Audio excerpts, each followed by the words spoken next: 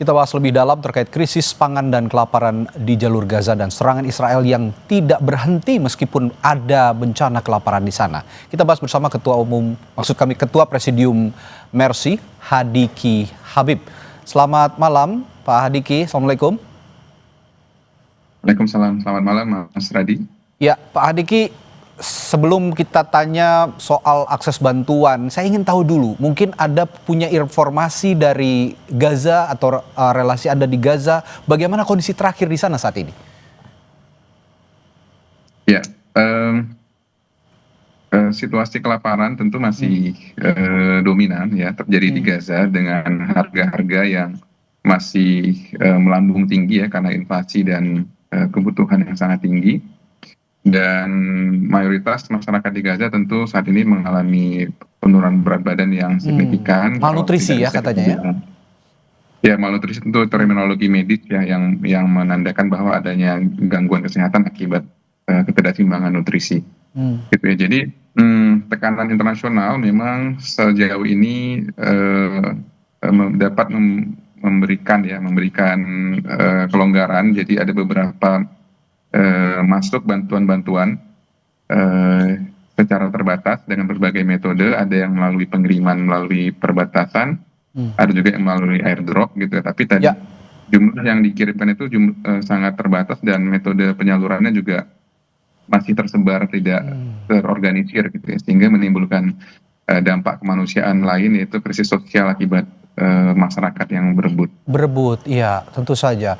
Seperti yang kita saksikan juga tadi ada visual bahwa yang dikatakan Pak Hadiki juga bantuan disampaikan atau diterjunkan melalui udara begitu ya, airdrop yang sudah diberikan oleh beberapa negara, termasuk beberapa hari lalu juga saya lihat Presiden Prancis Emmanuel Macron mengunggah di media sosial bahwa Prancis juga ikut memberikan bantuan ke sana. Tapi yang jadi masalah, akses bantuan dibuka tapi dibatasi seperti yang Anda bilang tadi oleh Israel.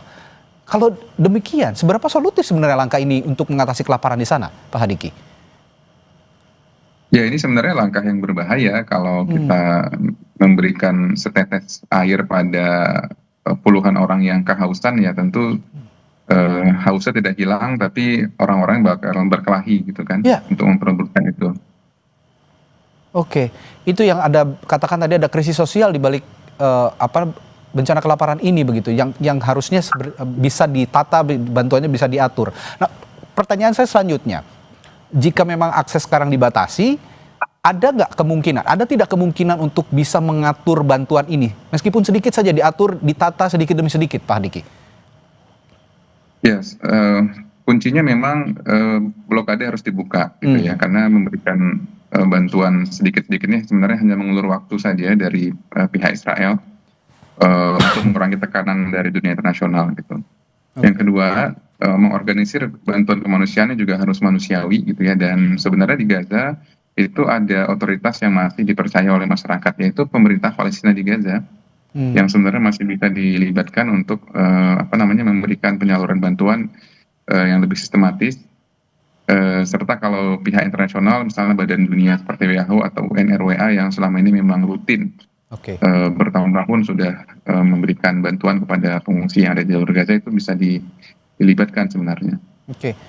Kalau saya lihat berbagai bantuan yang disampaikan ataupun yang kami lihat lah akhir-akhir ini ya di berbagai informasi yang disampaikan dari berbagai berita di seluruh dunia begitu, yang diterima oleh mereka ini warga Gaza kan saya lihat ada tepung begitu ya, kadang juga ada beras sedikit begitu. Tapi yang paling dibutuhkan sebenarnya menurut informasi dari sana, yang paling dibutuhkan mereka bantuan apa sih, Pak Hadiki? Ya, bahan pokok ya, sama seperti yang kita butuhkan sehari-hari, hanya mungkin kalau kita biasa beras, kalau di sana memang gandum ya. Ya, tapi memang yang masuk itu tidak seimbang, jadi kandungan proteinnya itu sangat kecil ya buat masyarakat di sana, terutama nanti yang terdampak tentu anak-anak balita dan usia lanjut. Ya, dengan terbatasnya bahan makanan, lalu tadi juga ada krisis sosial, tentu memunculkan juga krisis gizi. Saya dengar anak-anak di sana banyak sekali yang susut berat badannya karena malnutrisi atau kekurangan gizi. Yang ingin saya tanyakan juga, rencana Mercy selanjutnya, bagaimana Pak Hadiki? Terutama untuk bantuan medis, karena akibat malnutrisi ini pasti akan ada gangguan kesehatan, terutama untuk anak-anak. Baik, tim IMT Mercy ke-9 saat ini sudah masuk ke dalam jalur Gaza minggu lalu ya.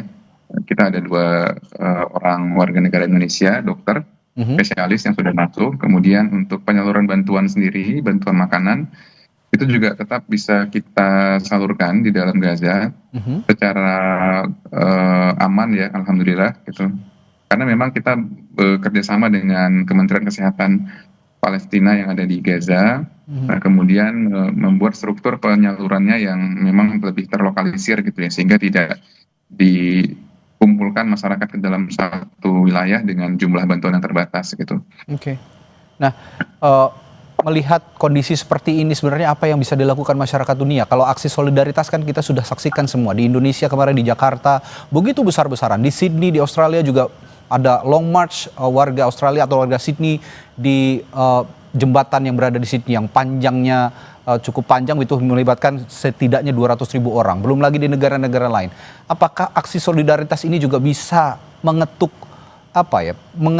masyarakat dunia atau pemerintah-pemerintah, pemimpin-pemimpin dunia untuk menekan Israel agar bisa sepenuhnya membuka akses untuk pemberian bantuan? Ya, aksi solidaritas menunjukkan bahwa masyarakat masih tetap peduli dan concern terhadap situasi yang ada di Gaza Palestina, dan ini merupakan sebuah sinyal yang positif, apalagi kalau memang ada keterlibatan negara di dalamnya. Dan tentu kita berharap kegiatan-kegiatan yang bottom up ini, yang berasal dari masyarakat dan kepedulian ini bisa terus mengangkat isu yang ada di Gaza Palestina, sehingga tidak bisa dibiarkan berlalu gitu ya. Kejahatan ini memang harus terus-menerus disuarakan. Oke. Selain dengan jalur-jalur formal yang memang bisa dilakukan oleh institusi kenegaraan. Oke, tadi Anda mengatakan ada juga sejumlah dokter ya yang sudah dari Indonesia yang sudah juga masuk di wilayah Gaza dan akan segera memberikan pertolongan, akan memberikan bantuan. Tapi sebenarnya kalau kita mapping, kita melihat mengkategorisasi wilayah-wilayah yang paling banyak membutuhkan bantuan itu di mana di Gaza, Pak Hadiki? Ya, saat ini dengan adanya buffer zone ya, zone di jalur Gaza yang dibuat oleh Israel, maka masyarakat yang sekarang bisa berada di aman di jalur Gaza itu terbagi atas wilayah utara yaitu di Gaza City, dan wilayah tengah itu di Derbalah. Dan di selatan itu daerah Khan Yunis itu. Jadi betul, jadi itu wilayahnya sudah sangat terbatas ya kalau dibandingkan wilayah awal sebelum perang 2023, ini mungkin sudah sekitar 60% ke 50% sebenarnya. Oke. Nah, terakhir Pak Hadiki, saya dengar juga sebenarnya Israel juga meskipun sekarang Gaza dilanda krisis kelaparan, bencana kemanusiaan, masih ada serangan yang dijatuhkan di sana. Masih ada serangan yang dilancarkan oleh Israel ke jalur Gaza. Nah, tadi Anda mengatakan sudah ada juga beberapa relawan yang hadir di Gaza untuk memberikan pertolongan. Dengan kondisi seperti itu, bagaimana mengakali supaya kita juga sebagai relawan yang mengirimkan relawan juga bisa selamat dari serangan? Ya tentu tim bergerak sesuai dengan protokol dan prosedur yang memang sudah disepakati oleh lembaga internasional melalui koridor kemanusiaan, dan koordinasi ketika ada konflik horizontal itu selalu ada disampaikan oleh tim kemanusiaan yang bertugas di dalam jalur Gaza, bukan hanya dari Indonesia tapi juga dari negara lain gitu. Baik. Meskipun demikian tentu risiko terdampak itu ada, sehingga ya tentunya kita tetap harus berhati-hati dan berdoa selalu dan dukungan dari masyarakat tentunya. Tentu seluruh masyarakat Indonesia juga ikut berdoa bencana kelaparan, bencana kemanusiaan yang terjadi di Gaza yang sudah berlarut-larut ini bisa segera berakhir. Baik, terima kasih Ketua Presidium Mercy Hadiki Habib telah memberikan informasinya di Sapa Indonesia Malam.